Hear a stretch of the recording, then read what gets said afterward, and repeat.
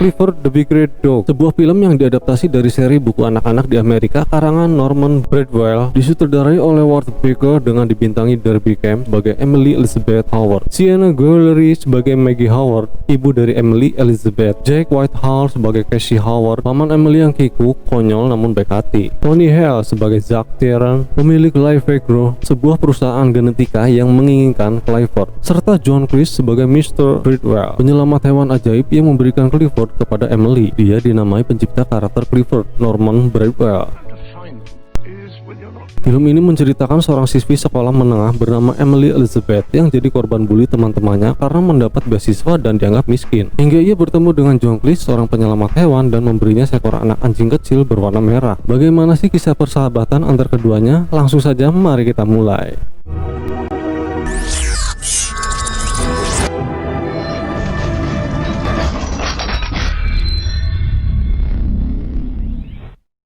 Scene dimulai dari beberapa ekor anjing liar di sebuah gudang yang dimana mereka dihampiri 2 orang petugas penangkap anjing untuk dibawa ke sebuah penitipan hewan. Saat pintu hendak menutup, muncullah anak anjing kecil berwarna merah dari semak-semak.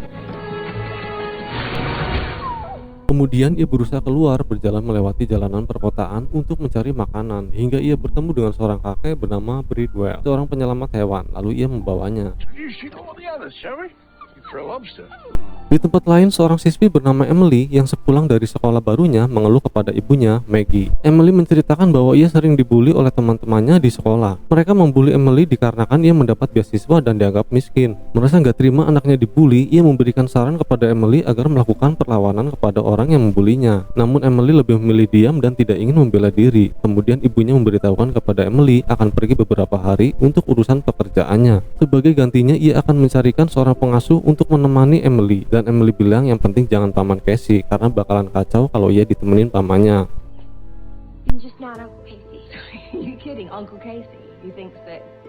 Di waktu bersamaan, seorang pria bernama Casey Howard alias paman dari Emily yang notabene-nya seorang pengangguran, ia baru saja terbangun dari tidurnya ketika ada seorang polisi yang menegur karena waktu parkirnya sudah kedaluarsa. Namun ia tidak menghiraukannya dan ia teringat akan jadwal interview. Lalu ia pergi begitu saja dengan tingkahnya yang konyol.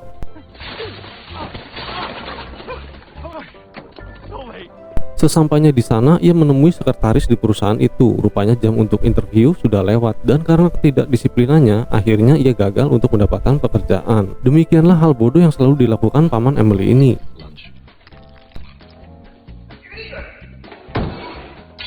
Kemudian scene memperlihatkan Emily yang sedang mengumpulkan kaleng dan botol bekas untuk didaur ulang dari orang-orang sekitar apartemen yang katanya untuk penggalangan dana di sekolahannya. Dan di sini kita diperlihatkan bahwa orang-orang sekitar Emily begitu baik padanya. Ia dikenal memiliki pribadi yang ramah dan sopan terhadap semua orang di sekelilingnya.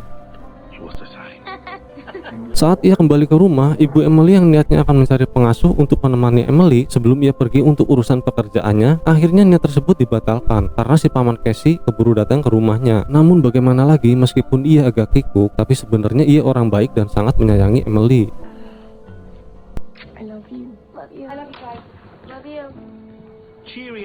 Besokannya saat mereka keluar rumah sambil mengumpulkan kaleng bekas, Emily melihat tenda penyelamat hewan, lalu menghampirinya. Meski Emily tak berniat mencari hewan peliharaan, di dalamnya terdapat berbagai macam hewan yang ditemukan dari jalanan tanpa pemilik, dan pemilik tenda tersebut si kakek Bridwell. Ia berkata momen terbaik memiliki piaraan adalah ketika kita sedang tidak mencarinya. Kemudian ia menunjukkan kepada Emily seekor anak anjing kecil berwarna merah. Tampaknya Emily sangat menyukainya dan ia menanyakan kepada si kakek seberapa besar ia tumbuh, lalu si kakek menjawab sebesar kau menyayanginya.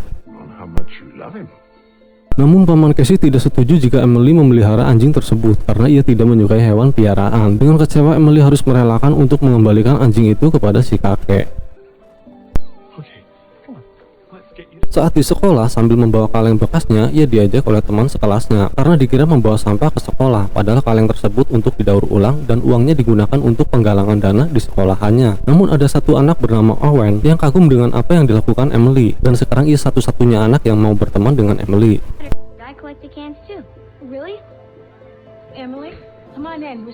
Ketika memasuki ruang kelas, tiba-tiba saja kantong plastiknya robek. Alhasil kaleng bekasnya jatuh berserakan dan Emily ditertawakan oleh teman sekelasnya.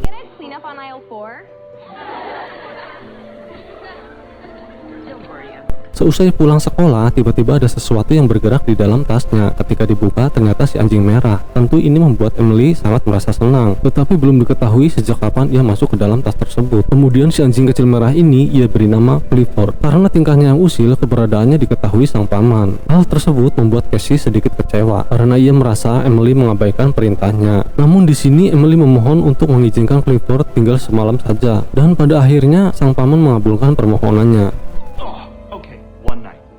First thing in the morning, he's going back to that one night. That's it. Don't you? Di dalam kamarnya ia menangis. Terlihat sebuah video di media sosial yang memperlihatkan dirinya saat kaleng bekasnya jatuh berserakan. Sungguh malang sekali nasib si Emily ini. Ia selalu dibully oleh teman sekolahnya.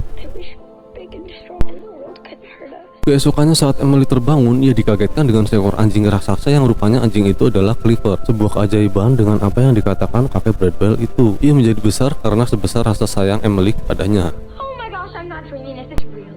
Give it back! Sit, boy, sit.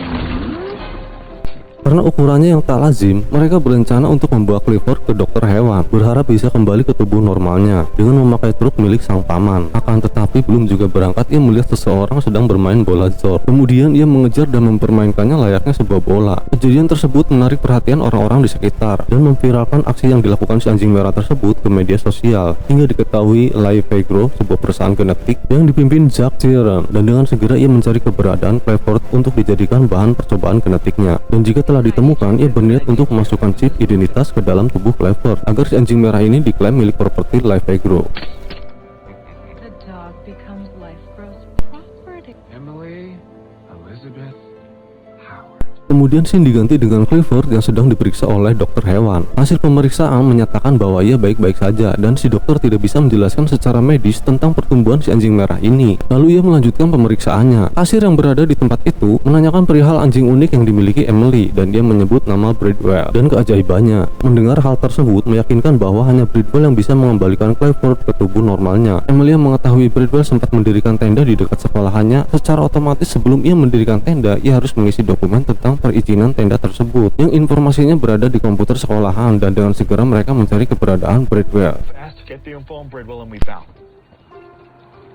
Sesampainya di sekolah, Casey dengan mudah mengelabuhi petugas bagian informasi. Lalu setelah ia pergi, Owen segera mengambil perannya untuk menyalin data milik Bradwell. Di tempat lain, pemimpin Live-Agro mendatangi apartemen di mana Emily tinggal. Ia menyewa pemilik apartemen itu untuk mendapatkan informasi tentang Emily.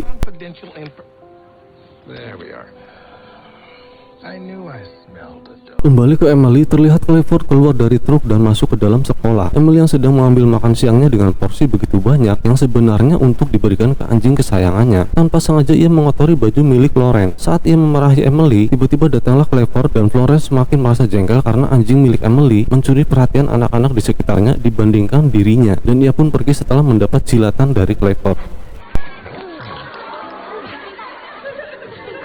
Seusai dari sekolah, Casey dan Emily kembali ke apartemen untuk mengunduh data milik Bradwell. Namun ternyata pintu rumah Emily disegel dan mereka diusir karena melanggar aturan bahwa mereka memelihara anjing.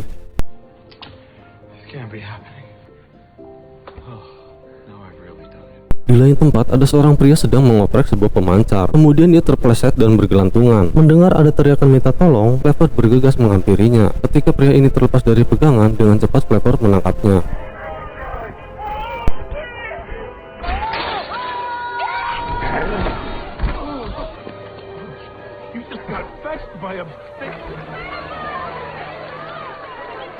Karena komputer Emily terkunci di dalam kamar, Owen mencari cara untuk mengunduh data milik Bradwell dengan meminjam laptop milik Nyonya Jarvis yang suaminya diselamatkan tadi. Setelah data terunduh, ia memberitahukan Emily bahwa Bradwell akan melakukan pertemuan di sebuah rumah sakit. Tiba-tiba datanglah Jack Sheeran dengan terang-terangan mengklaim Clifford adalah anjing besar miliknya yang kabur dari lab. Namun Emily membantah karena saat ia menemukan Clifford, ia dalam keadaan kecil. Kemudian ada asisten Jack yang sepertinya menembakkan sebuah chip identitas di tubuh Clifford, dan Emily segera menyuruh anjingnya untuk lari.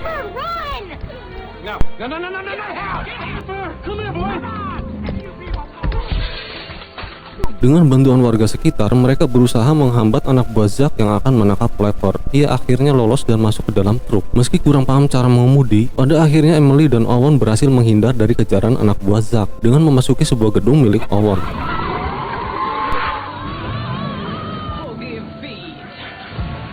Okay. Karena gagal mengejar anjing merah tersebut, Jack melapor ke pihak kepolisian. Ia memberitahukan bahwa anjing itu berbahaya dan dapat mendatangkan bencana. Kemudian mereka melakukan kerjasama, mengadakan jumpa pers dan menginformasikan akan memberikan imbalan sebesar $25.000 jika mengetahui keberadaan Clifford. Who are you? This is Casey, and that's Emily, and they spend the night. They've got a problem. What's the problem? I withdraw the question. Kemudian Casey berencana untuk mengirimkan Clifford ke sebuah pulau di Shanghai milik ayah Owen yang bernama Mr. Yu, yang secara kebetulan perusahaannya akan mengirim barang besok malam. Tetapi Emily tidak ingin Clifford pergi karena ia merupakan bagian terbaik dalam hidupnya. Emily hanya ingin bertemu dengan kakek Bridwell dan berharap ia bisa mengembalikan Clifford ke wujud semula. What if you found someone who was so full of love? How would you feel if you had to let that go? Okay. We'll go to the hospital. Besokan harinya mereka berdua mendatangi rumah sakit dan mendapati kabar bahwa kakek Bridwell telah meninggal. Ini hilang sudah harapan Emily kepadanya. Jalan satu-satunya, ia harus merelakan Clifford untuk pergi ke Shanghai. Malamnya di dermaga, Emily harus melepas kepergian Clifford karena jika bersama, ia takkan aman dari kejaran Zack yang akan melakukan hal buruk padanya. There are no other dogs. I love you with all my heart.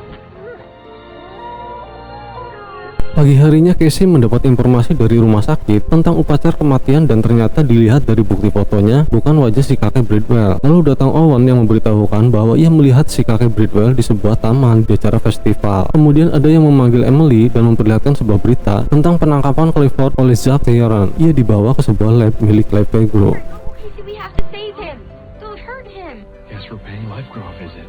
I'm in. I'll go get the van. Dengan bantuan orang-orang terdekat Emily, mereka mendatangi Lefegro. Setelah berhasil menyusup, si pesulap abal-abal ini menyalakan api agar mengaktifkan alarm kebakaran, dan akhirnya Clifford berhasil ditemukan. Namun si paman Casey bingung bagaimana cara membawa Clifford menuju ke sebuah taman. Tentunya bukan dengan menggunakan truk, namun dengan menungganginya. Emily mengarahkannya menuju ke sebuah taman di mana ia akan dipertemukan dengan Bridwell.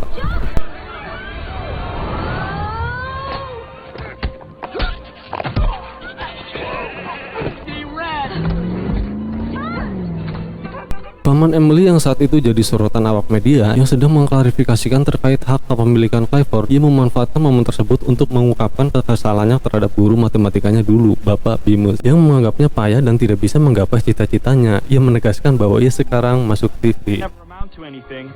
I would like to point out that only one of us is on. You can kiss my. Saat dalam pengejaran, Clifford terus berlari dan hal tersebut mengundang perhatian publik, menjadi berita besar, dan bahkan ada stasiun TV menayangkan pengejaran tersebut secara langsung. Chasing after a young girl riding.